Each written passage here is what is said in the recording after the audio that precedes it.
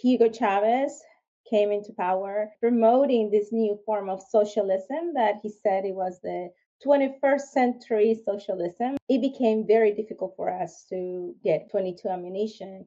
And as the time went on, it was very clear that the goal was to ban firearms, slowly eliminating gun shops. And you would think, oh, so the government said you're going to close. Not exactly. What they do is make it so hard for any business person to keep a gun shop open that people are like, okay, I'm not going to keep losing money, or all these rules and laws and restrictions and banning on importation and all that stuff that make it almost impossible for these businesses to continue. Hey gang, John Correa is so proud to be a brand ambassador for Heckler and Koch pistols. They're not a sponsor per se, but they have helped us out so much. The whole team, we just drag our HKs around the country to training, to the ASP conference, and we just know that no matter how poorly we treat them, they're going to go bang whenever we need them to. They're incredibly reliable, and they're a joy to shoot and paddle magazine release. Please visit them at hk-usa.com, hk-usa.com, and tell them the ASP podcast sent you. Alrighty, gang, welcome back to the Active Self-Protection Podcast. I remain your favorite former Fed. I am Mike Williver, and with us this week is a special guest. There is no particular defensive encounter we're talking about this week because our guest is none other than Gabby Franco. She is, at least check my notes here, she is, among other things, a firearms instructor and competitive shooter. She is a married mother of one. And I just found out she not long ago finished her bachelor's degree in psychology. So she has been very busy. Gabby, how are you? Very good, Mike. Thank you for having me. Absolutely. So there's a ton of stuff to talk about you. You're rather unique in this space. You are actually an immigrant from South America. Talk to us about where you're from and talk to us about sort of the state of that country and some of the differences between there and here as it relates to firearms and self-protection. Sure. So from Venezuela, I was born and raised in Venezuela. I immigrated to the United States when I was 21 years old.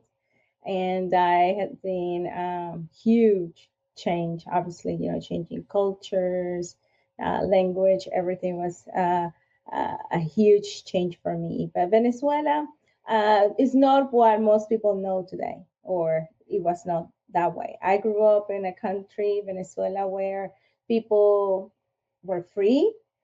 People were allowed to own firearms. People were allowed to conceal carry firearms and apply for a concealed carry license.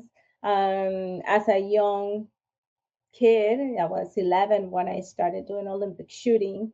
Not only that, it's very interesting that as a student, when I went on and got better in the sport and competing nationally, internationally, in my high school, the director would put me in the front of the whole school, even though I was a shooter, just because it was a wonderful. They understood that what I was doing was a sport. So the firearm was just a tool. Venezuela was a country where you could go to the grocery store, no different than here in the United States, and get whatever you wanted.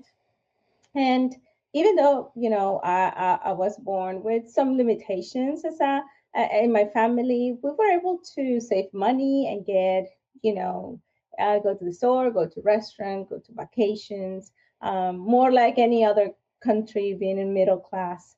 Being in the middle class like here in the United States. As Hugo Chavez came into power, promoting this new form of socialism that he said it was the 21st century socialism, apparently was going to be different than all the hundreds and hundreds versions. It's just never been tried in the right way before. I've heard that somewhere. Yeah, it was going to be different. And one of at least to me was very, how can I say that? I felt it the most because of my sport in the Olympic shooting. Even though I shot only air pistol and 22 sport pistol, it became very difficult for us to get pellets, to get 22 ammunition. And as the time went on, it was very clear that the goal was to ban firearms, and by creating a chokehold, that's what I call a chokehold in the industry, slowly eliminating gun shops. And you would think, oh, so the government said you're going to close. Not exactly. What they do is make it so hard for any business person to keep a gun shop open that people are like, okay, I'm not going to keep losing money, or all these rules and laws and restrictions and banning on importation and all that stuff that make it almost impossible for you know this business this businesses to continue. This all sounds So very, yeah, very familiar to me somehow lately in this it country. is. There's a lot of that going on. Not everywhere, but a lot of places. Yeah.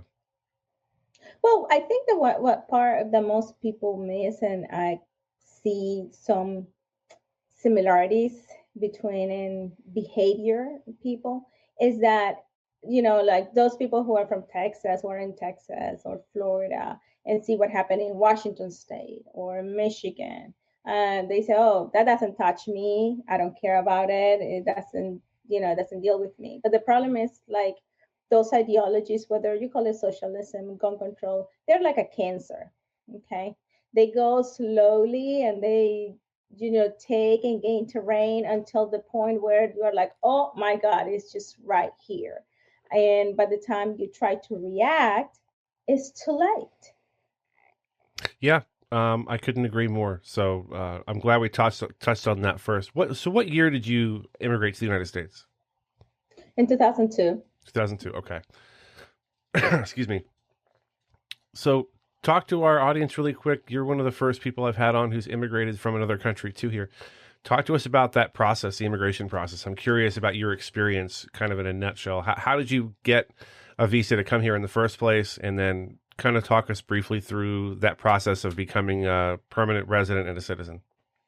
Yeah, it was very interesting for me, actually. For the longest time, who was my boyfriend then, he wanted me to come to the United States because he was here. But I was very hesitant because I was like, what am I going to do there? I have my life in Venezuela. I Mm-hmm. was Olympic hope for Athens 2004. I have a whole everything going on. But obviously, as things were getting worse and worse in Venezuela, that idea to leave my country, especially when I was so young, it became more like, okay, I think this is the right decision. So I was here in Miami visiting, and I in a book fair, like they do a book fair in Miami every year. And when I turned to the person who was next to me talking, or the voice sounds familiar, and I looked at her, and she went with me to the Olympic Games. I mean, in a book fair of millions of people, Wow. and she was there, and she was a tennis player. We played. This was 2001, 2002, something like that, and we were in the same Olympics 2000, the Olympic in Sydney 2000. And so I talked to her, and one thing led to another, and she gave me her lawyer's information. And I went to the lawyer, the immigration lawyer, and I asked, what could I do? So I presented all my resume. He recommended that I apply for an extraordinary ability visa, or an O1 visa, where it's a somewhat easy to prove if you are who you say you are. Right. Okay. Difficult to prove, obviously, if you are a fake one. Why? Because I needed to prove, like, medals, international medals, national medals. I had to also produce national newspapers in from my country, but also international newspapers from overseas. And I have been in newspapers in Ecuador and some other countries as Mm-hmm. a medalist. Um, and so, I presented all that information, and in 1 year, immigration approved my case. And it literally immediately, as soon as that, because we submitted both. We submitted the extraordinary ability visa, and we also submitted the green card, the permanent residence. And as soon as one was approved, the other one was approved. So in just 1 year, I became permanent resident, which was like from the moment I applied. And it's pretty quick, per se. And then after 5 years, in 2009, I applied for my citizenship.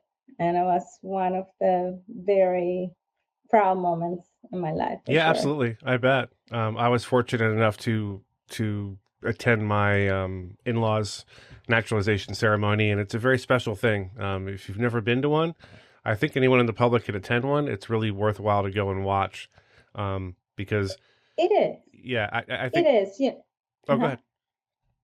No, I was going to say that it is. It's very touching, because and very emotional too.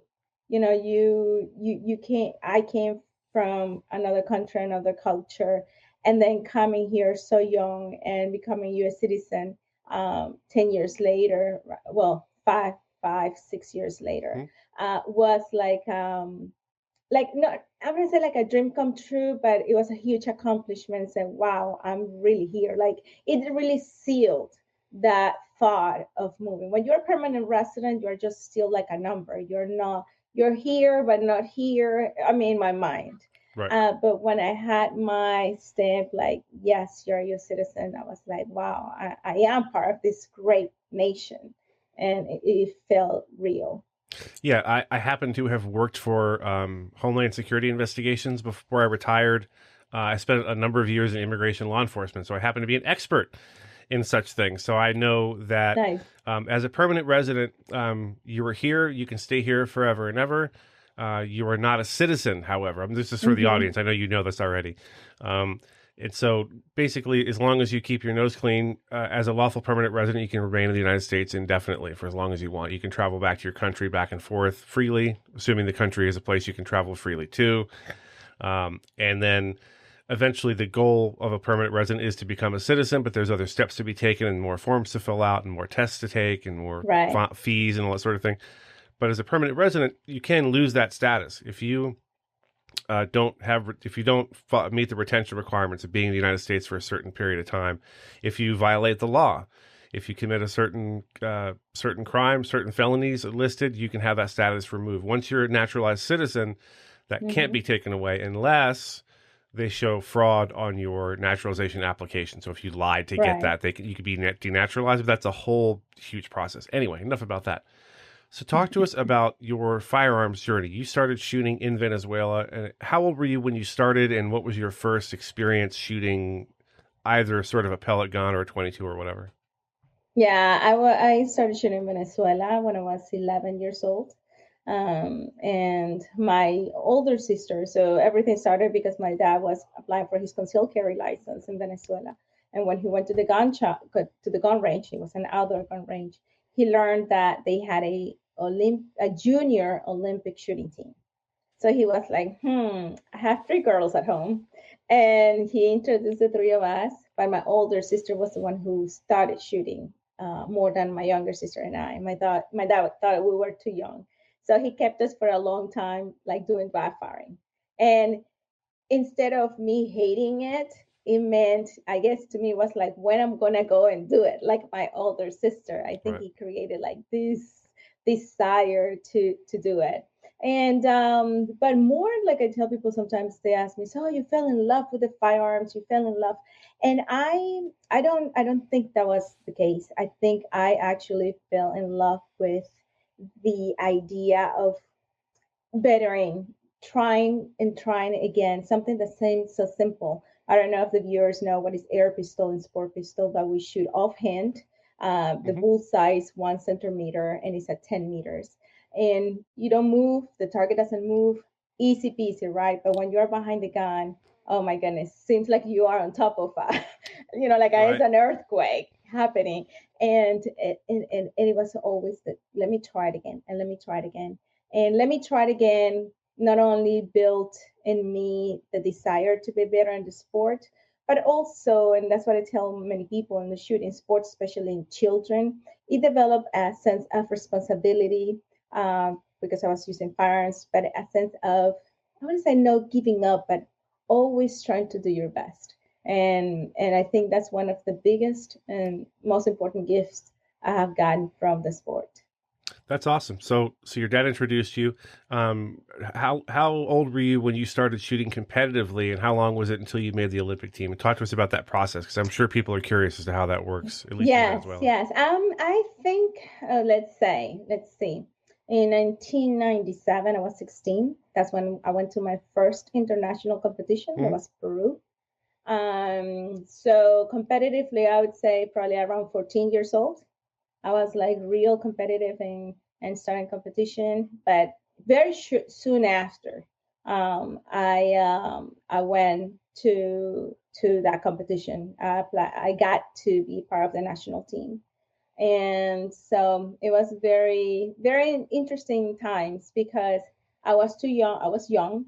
Most of the team members were older, and the national Venezuelan National Federation, they were hesitant. Like, would she be good enough? Would she have what it takes? The pressure being away from mom and dad and all of that stuff.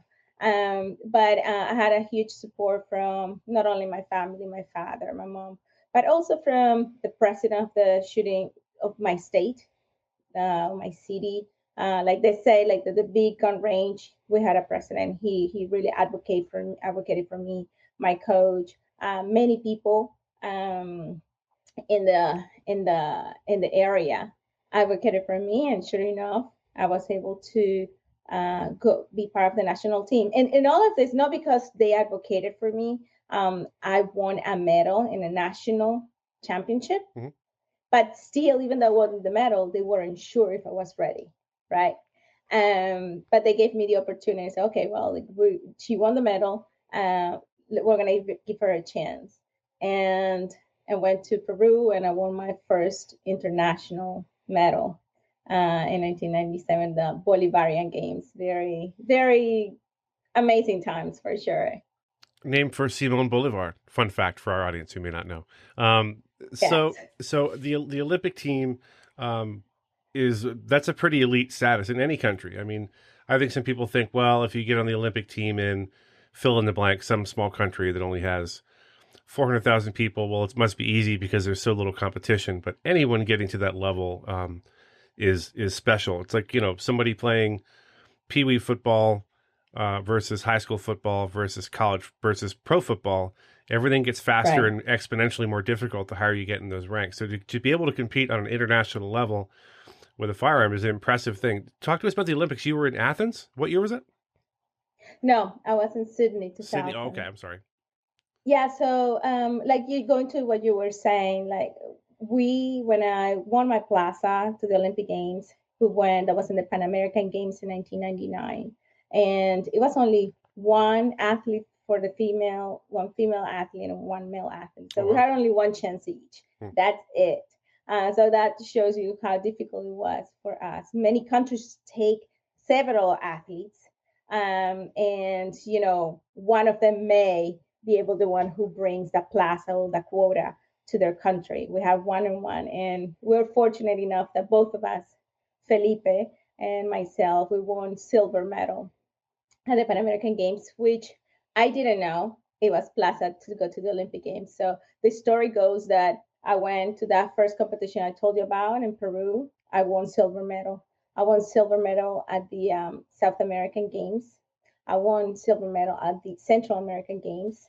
And then come this competition, the Pan American Games, and I win. When I saw after the finals, I look back to the scores and I see I'm second place. I'm like, really?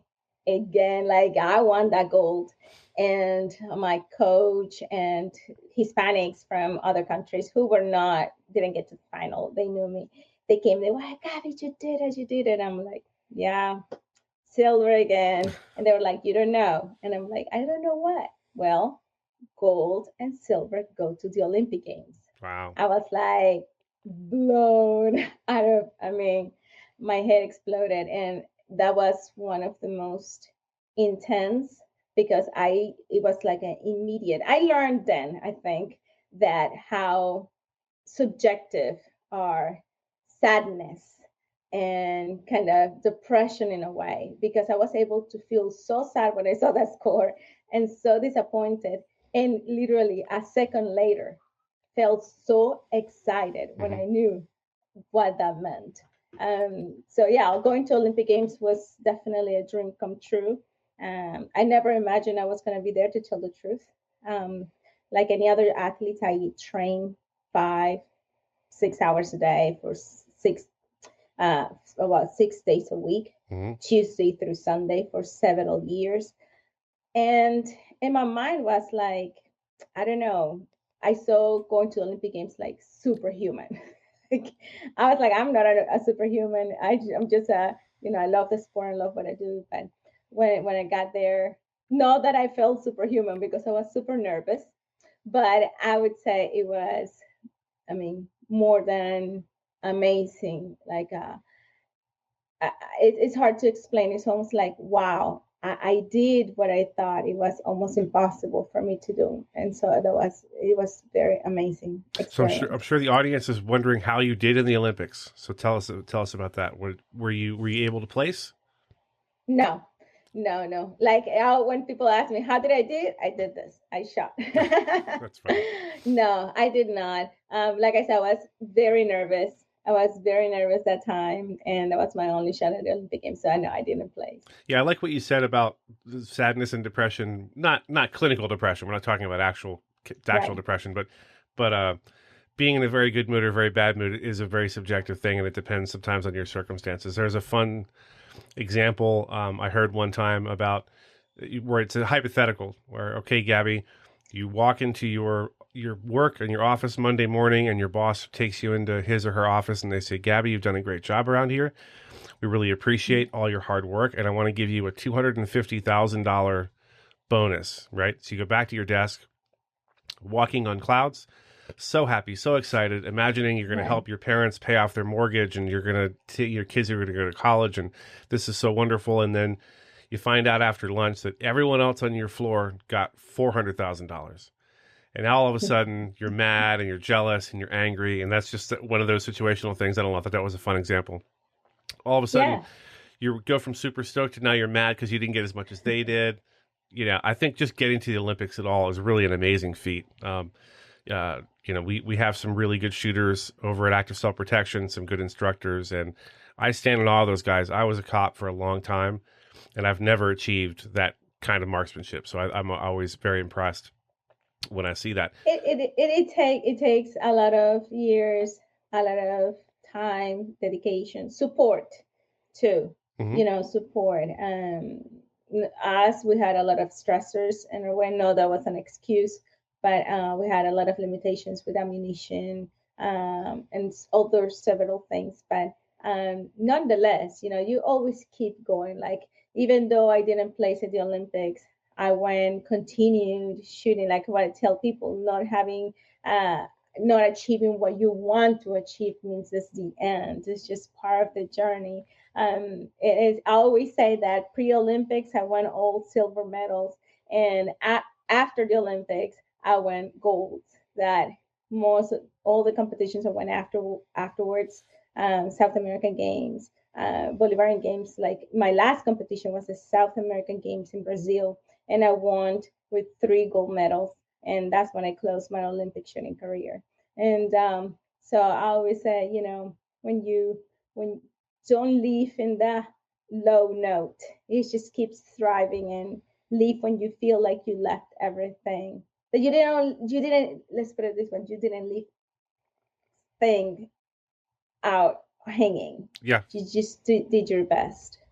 Yeah, I can't relate to that kind of competitive nature. You either have that or you don't. I think that's something you're born with, and it can be encouraged, like you said. Your dad encouraged you as a young girl to continue and to strive. But you look at someone like a Tom Brady, who you're like, why does this guy keep going? He's finally retired permanently, but like, what is there left to prove? But that's just a thing I think that's innate in someone. Either you have that or you don't. I definitely do not. Um, I couldn't. I don't have that level of dedication to anything like that. Maybe to my family, but that's it.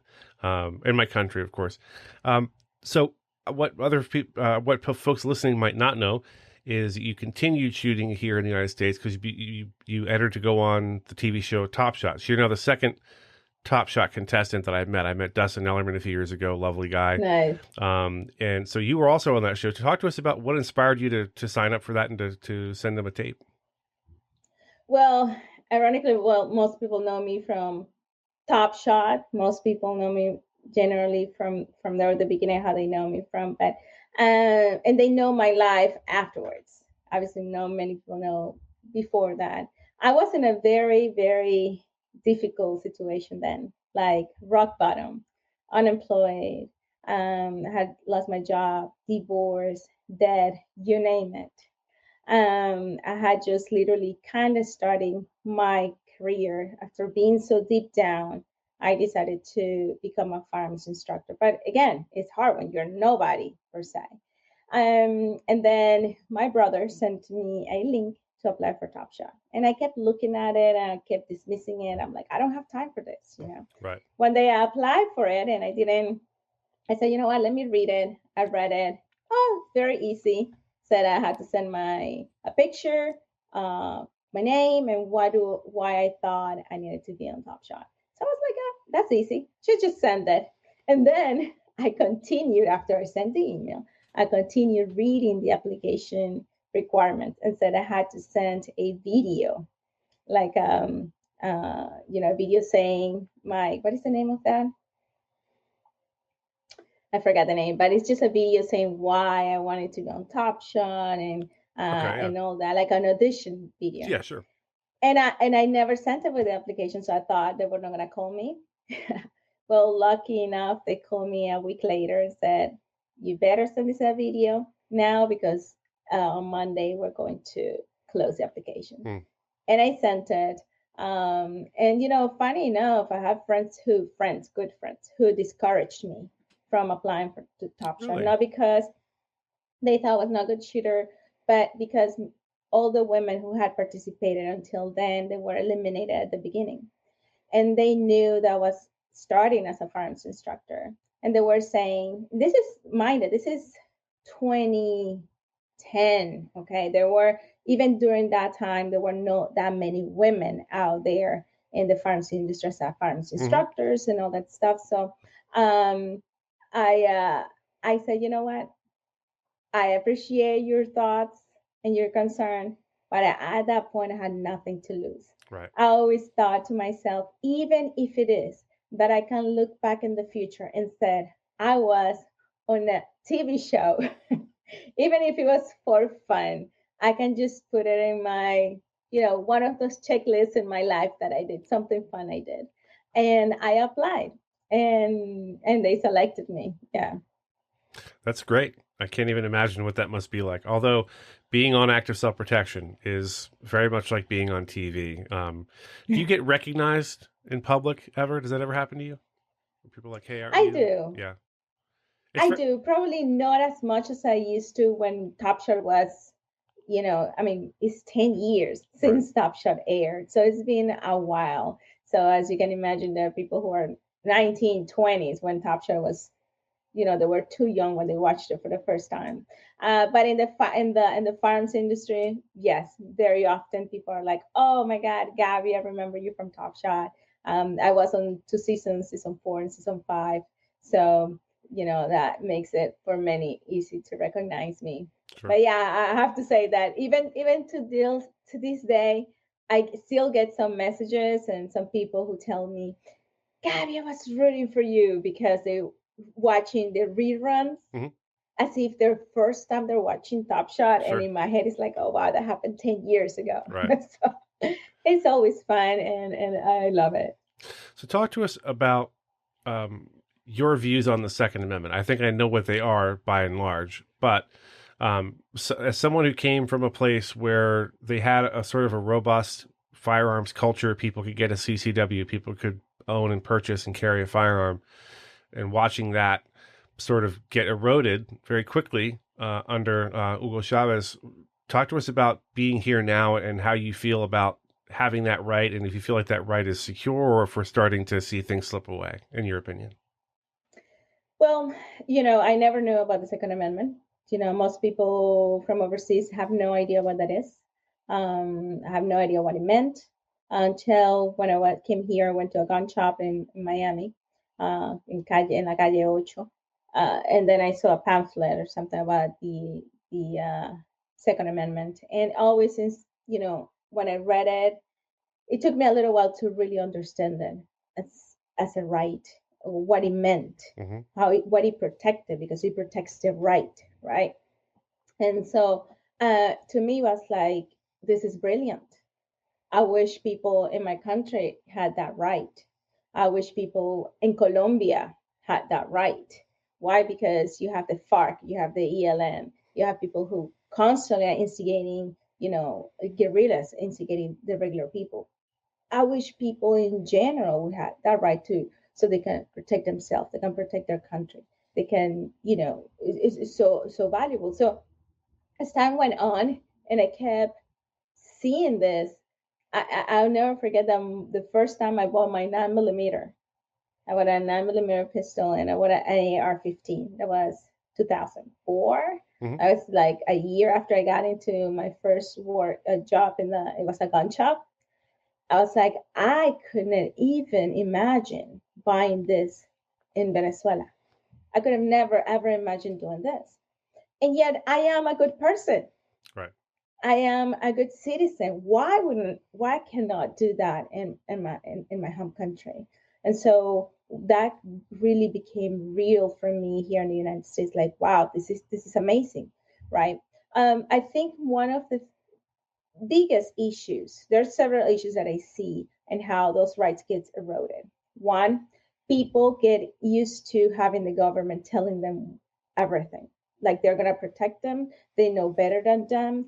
They almost like politicians and legislators, or the government, if you want to call it that way, as a whole body, because it also includes bureaucrats, Mm-hmm. tell the regular people, you're dumb, you're uneducated, you're irresponsible, so you're not allowed to use those things, you know. And people believe it. People think, oh, I am the mass. I bet you the vast majority of people are educated, responsible. They are here in the United States, but they say, but there may be that one person that is not. So yeah, I agree with that legislator. Mm. And so they don't see how that, right, that idea, that thought process, does not affect just that person, that imaginary person, that person they think that is, or the a group that they're so responsible. It affects them too. Right. And so they start accepting. It's just as, okay, this is okay because it doesn't affect me. Generally, it's because it doesn't affect me, then they're okay. I don't have AR-15, so okay, ban AR-15. Right. I don't have shotguns, so yeah, okay, ban shotguns. And you don't realize how little by little they continue attacking. So in Venezuela, it was a big deal, was about to prevent crime. And there's videos on YouTube that you see personalities, actors, musicians, advocating for it, advocating for people giving their guns away to the government. And what it turns out that criminals never did that. What? Most criminals love gun control That's because crazy they talk, Gabby. What they are you saying? Criminals don't want you to be armed? It's nuts. It's crazy Oh, talk. of course not. Of course not. They want the easy prey. And so, for instance, in Venezuela, to give an example, and in arrest, and even happen here. I mean, we see it all the time in gun-free zones, right? You have that one individual who is obviously busted in their head or just criminal flat out, sociopath, psychopath, whatever Mm-hmm. you want to call it, who have one firearm and everyone else are disarmed, Right. and they have control of those individuals. So same thing happened in Venezuela, but obviously in a large scale, because the vast majority of people, most Venezuelans, have no way to protect themselves on on the streets. But what it gets crazy, which is the part of I don't understand, it makes me upset here too, is that if a law-abiding citizen, or somebody, even if they have no criminal record, decide to protect themselves, you know, they go to jail, Right. and the force of the law goes against them. But the criminals, they go in and out of jail. That's in Venezuela. It's very common. They can't keep up with it, so they keep take them in and take them out, in and out, in and out. And so you're like, what is this? And it's just crazy. I think that is about our time. Was there anything you wanted to add before we parted ways? I don't want to miss anything. Well, what I would say to all the viewers is that don't take any right for granted. When you see states that are struggling, even though it's not your state, I would say engage in those conversations, trying to see a way to help those organizations who are fighting in those states. If your state is fine and you think you're fine, I'm going to tell you why. This is just my theory, okay? Mm-hmm. Call me ignorant, call me whatever you want to call me. But I do believe that gun control activists are done with fighting so much at the federal level. I think there are more into the local level, at the state level. And you wonder, why do they do that? Well, they want to change, they want to do a paradigm shift.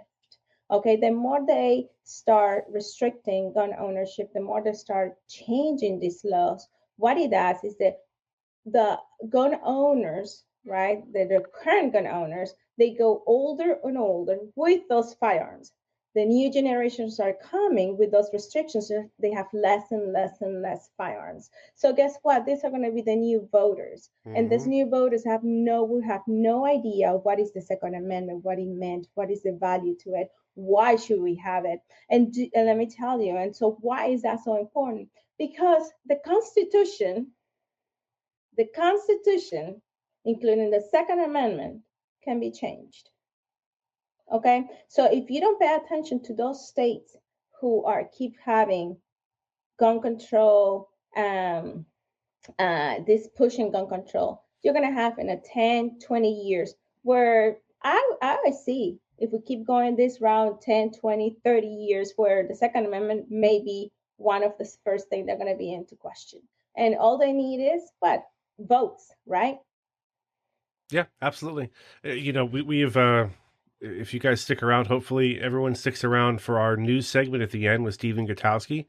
Uh, every other week, it seems like we're talking about some state or city, even. For some reason, cities feel the need to have their own special gun control laws. States and cities and counties all over the country, sometimes in very sort of what you would consider very red conservative areas. They are enacting their own gun control here and there, and it's make your head spin some of the stuff they're trying to do. And I think the point of paying attention to other states, not just your own, is critical, because that's where this stuff is getting done. That's where these little laws are being passed, and it is a trickle. It is a drip, drip, drip of It is. chipping away slowly at your Second Amendment rights. And who would know that better than someone who lived in a place where while there wasn't a Second Amendment, there was a vibrant firearms community, that she watched it get taken away bit by bit by bit, using very similar strategies and tactics as what we're seeing in the U.S. So get involved, and do me a favor, dear listener, dear viewer, and go out and talk to your friends who are anti-gun. Talk to the people and be reasonable, and approach them from the perspective that they have their reasons they feel that way. But if we don't engage them in a positive way, if we don't talk to those people one-on-one and listen to what they have to say, and then be prepared to give a defense for why you think gun rights are important, we're not going to change any hearts and minds by calling them names and, by assuming their motives. There are people who have very bad motives, but the average person who is anti-gun doesn't know what they don't know. They don't, they just hear about school shootings and they're like, well, AR-15s are doing this, so we should get rid of them. And that's reasonable. That's a reasonable position to take if you don't know any better, if you don't know how many defensive gun uses there are in the United States every year. But if you don't have that information, you're not prepared to give a defense for why you think the way you think. Kind of like Christianity, but for guns. If you're not prepared with some actual information, that's not helpful. So continue to listen to shows like this. Continue to support the gun rights groups that you think are doing the best job out there. This is me talking. I'm editorializing. This isn't Gabby talking. I would like to see some change in the leadership at the NRA. I think we need new, fresh blood there to kind of get things shaken up. At any rate, that's all the time we have. Gabby, Franco, thank you so much for coming on, for your unique perspective on this sort of thing, and I appreciate your time. Thank you, Mike, for having me, and everyone for listening, for sure. Alrighty, folks, welcome back to the Gutowski Files. Gutowski File? Welcome to the Gutowski File, starring Stephen Gutowski. I'm not having a stroke, I promise. Stephen, how are you, sir? I'm doing good. I just had to stop the last recording because I had a power surge that I thought fried my computer, but luckily it didn't. So, and here you still are. So Stephen is the founder of the positive. Reload.com and the host of the Weekly Reload podcast. Speaking of which, sir, who was on the podcast this week, or do you remember this time? Yes, you always spring those on me, and I'm always a little bit lost. Like, who was on the show this week? But I do remember. This is a good episode. This was Radley Balco. He's an author, and he came on to discuss some of the significant issues with forensic ballistic analysis and how it's used in courts. There was actually just a judge in Chicago that denied the use of experts in that field for the first time ever. And so he came on to discuss that. And I think it's a really good episode. It's a little bit of a change of pace because normally we're doing current events. So this is a bit of a broader topic. Interesting. I want to ask you more, but I also want the people to go over to thereload.com and carefully consider getting a membership and listening to that podcast for themselves to get that in-depth information. That is an interesting headline, though. Speaking of headlines, over at thereload.com, there is a recent article by our own Stephen Gutowski, and the headline is, ATF says 250,000 guns registered under pistol brace ban. Now, I don't know how many pistol brace guns are out there, but I'm guessing it's more than that. So what kind of percentage of the total is this, Stephen? Yes, there's a lot more than that. There are a lot more than 250,000. We don't really know exactly how many there are because there's no, as people might realize, there's no, until right now, there's no federal registry of these sorts of devices. Right. And so you just have the estimates from the ATF, which range from 3 to 10 million. And then you had an estimate from the Congressional Research Service that ranged from 10 to 40 million. The truth is probably somewhere between those two extremes, but that would mean that the ATF at best only registered 8% of them, and at worst registered 0.6% of them. So not a lot of people complying with this. Yeah, and I'm strangely okay with that, whatever. But I won't editorialize too much. These, for the people who don't know, who have been paying attention to the issue, aside from being a braced AR or whatever style pistol, would these otherwise be registerable or need a tax stamp under the law prior to this ban? Not prior to the ban. That's what the whole controversy was about, right? Is that about a decade ago, Alex Bosco from SB Tactical invented the pistol brace as a way of helping disabled shooters control the firearm, people who can only shoot with one arm, to shoot AR-15 pattern rifles. And so it's designed to strap to your wrist instead of be pressed against your shoulder. And this matters a lot for federal law because there's a law called the National Firearms Act of 1934, which regulates things like machine guns and silencers and also short barrel rifles and short barrel shotguns. But the way that they define what a rifle or a shotgun is has to do with whether or not the firearm is designed and intended to be shouldered. Mm-hmm. So if a gun is designed and intended to be shouldered and is rifled and it has a barrel less than 16 inches, then it is a short barrel rifle under the NFA. Same for shotguns, except the difference is that, shotguns aren't rifled, and also that the barrel length is 18 inches instead of 16. Right. And so braces, as the name implies, are not meant to be, they're not designed and intended to be shouldered. People do shoulder them. Of course, you can press them against your shoulder, like you could press almost anything against your shoulder. And the issue became that the ATF felt that a lot of people were buying these as a sort of workaround to the NFA, because under the NFA, you have to register any affected guns, any short barrel rifles you have, and pay a $200 tax stamp. And most people don't want to do that, obviously. And so you could buy effectively the same gun, but instead of a stock, you had a brace. And then if you wanted to, you could press the brace against your shoulder. It's really not the same experience as shooting with an actual stock. Right. But the ATF, I think some people in the ATF didn't like that it was close to that. And they felt like a lot of people were trying to skirt the NFA by using these devices. And so that's been an ongoing fight for the last decade. At one point, the ATF even said Well, if you as the shooter touch that brace to your shoulder, then you have redesigned the gun on the fly, and then at that moment it becomes a short barrel rifle. They rescinded that determination later on. The first was under Obama, the second was under Trump. This new brace ban is under Biden. There's an obvious sort of political aspect to all of this, depending on the politics of the president at any given time. That sort of determines how the ATF treats these devices. And so now, under the guidance or request of the president, this brace ban has gone into effect, and now effectively it's a little unclear whether or not it literally applies to every brace gun, but it seems to basically apply to literally every braced gun, because first off, the ATF takes a specific position. It does this on a lot of things, where if there's sort of a gun that's in a gray area when it comes to the NFA, they won't give you a specific ruling on if this type of firearm is okay.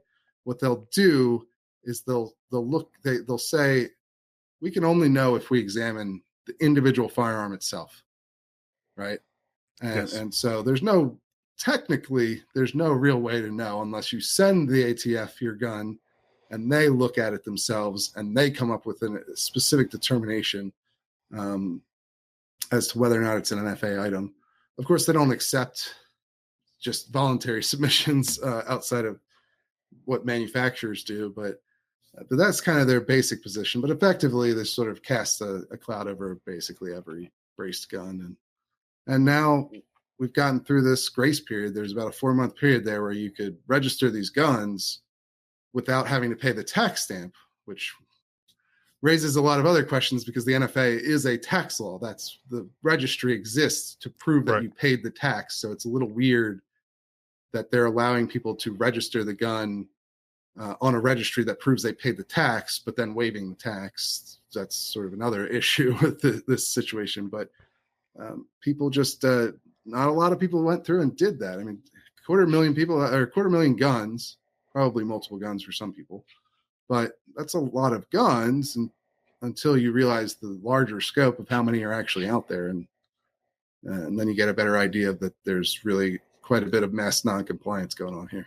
Yeah, we should have John Correa join us one of these weeks because he is a subject matter expert now on, barrel length, all this sort of stuff. And one of the observations he made to me, a conversation we had recently, is that the mistake the ATF made, or the government in general made, was trying to define, what the difference between a shotgun, a rifle, a pistol, or whatever.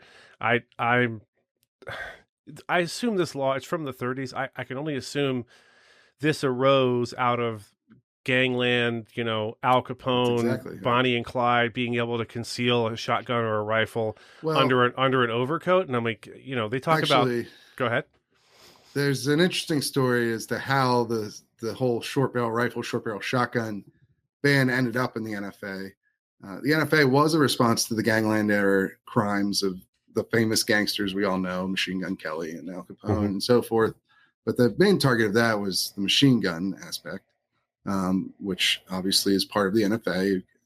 And the reason that short barrel rifles and shotguns ended up in the NFA is that it initially had a ban on handguns included in it. That got stripped out. And so the short barrel rifle, short barrel shotgun concept was put in there as concern over banning handguns, but then allowing people basically to just make their own handguns by cutting down the barrels of shotguns and rifles to make them more concealable. Yes. And so it was meant to be this bulwark against working around the handgun ban that had originally been included in the NFA, but was stripped out before passage. And so it's kind of this vestigial thing that exists and causes, as you can see, quite a lot of issues today. The ATF, the Attorney General Merrick Garland, has tried to argue that the purpose of the law was to prevent these firearms from being concealable. But I mean, I don't know if you've ever had a short barrel rifle or shotgun. They're not concealable things, especially if you add a brace to them, when you could just have them without the brace, and it would still be a legal pistol in that case. So the sort of the concealability argument is what you will hear from the ATF, but it doesn't really comport with the legislative history of the NFA or with sort of reality or common sense of these firearms. Like, they're not concealable things. I'm going to ask you a silly question, but I want to get this out there so people understand. In your opinion, aside from making a long gun more concealable, does shortening the barrel or a brace or any of that stuff have any effect on the lethality of said weapon in any case?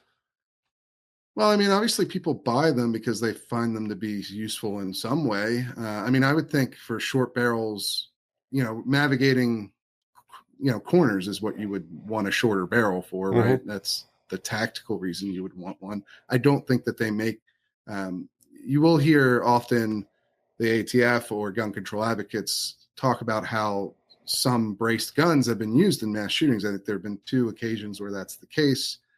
However, Dayton was one, and these were shootings that didn't require somebody to, like, you weren't navigating through tight corners to accomplish the shooting, and so they really were probably detrimental in some degree having a shorter barrel, because the drawback of having a shorter barrel obviously is that the rounds they don't spend as much time getting up to the velocity of a full length barrel, so they actually are have a bit less muzzle energy. Not that matters too much at close ranges, but there's really no practical advantage for like a mass shooter, for instance, in using a braced gun.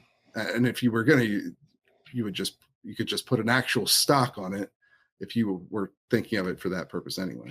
So we were having a celebration, my son's birthday party, the other day at my house, and I walked in from outside, and there was a gun control debate happening in my kitchen without my knowledge, and I put an end to it quickly, because it turns out both sides of the coin didn't understand the issues, didn't understand definitions, and I'm like, let's just not, because if I get involved in this, we're going to be here all day trying to explain the difference between this and that. I think what we have, I don't know if we've tried hard enough, but failed to do in the Second Amendment community and the gun community, is to educate the average person who's not that interested in guns, who is anti-gun, generally speaking, to those simple differences between full auto and semi-auto. One of the 2 parties was, who was on the anti-gun side, if you will. Once I explained a couple of things, realized they were only objecting to fully automatic rifles and pistols. That's what they objected to. And they didn't know. Right. No one had told them those aren't legal. Most people don't have those. You have to get a special permission and a tax stamp and everything else. Yes, the NFA. And they also, one of the things, the NFA was amended in 1986 to ban new sales of fully automatic weapons to civilians. So you couldn't go into a gun store today and buy a new fully automatic firearm if you don't have special licensing, dealer licensing, or what have you. But, they didn't do that with the other NFA items. It was just for fully automatic firearms, but you can own them, but they have to be from before 1986, and they have to have been on the registry at that point. And so there's only a limited pool. There's only a couple 100,000 of those in circulation today. And so they cost sometimes up to 6 figures. Yeah, which is nuts. So yeah, I think folks, if you're out there listening or watching, and you have that friend who's anti-gun or whatever, take the time to meet them where they are and explain things to them in a calm and rational fashion. Just like the people who show up at the gun shop and they say clip instead of magazine, and everyone guffaws and points at them and makes fun of them, like they don't know what they don't know. Mm. Most people who think they're anti-gun don't understand all the issues. This is my opinion. So if you're knowledgeable about it, try to explain stuff to them, that don't just write them off. Because as I said before in this space, so you don't know, perhaps that person has had maybe they've been robbed at gunpoint. Maybe they had a loved one killed with a firearm or whatever. So I think it's important to meet them kind of where they are. Did you have something to add, Stephen? Yeah. And I think this lack of knowledge is a huge problem in the news industry as well. 100%. A lot of this comes from, if you read the news about firearms, you read major publications, they often are factually inaccurate on all kinds of points. And I'm gonna go out on a limb here and say they're just lazy. These people should be looking into it. I mean, if you're a journalist, you should be looking into your subject matter and learning about it, and just calling an anti-gun group and asking, hey, what's this, and taking their word for it and then running a story is irresponsible. It's my 2 cents. Yeah, and I think it's also a systemic issue in the industry because there just isn't a lot of focus put on firearms as a beat, as a focus, as a area that a reporter stays on for long periods of time. Like, I'm fairly rare in the industry in that sense, and actually that's one of the reasons I started the Reload, was because I'm trying to bring this beat to the mainstream, to have it be something that people can focus on and can look to the example of the Reload as a place that does that in a serious way, that comports with all of the industry standards and ethical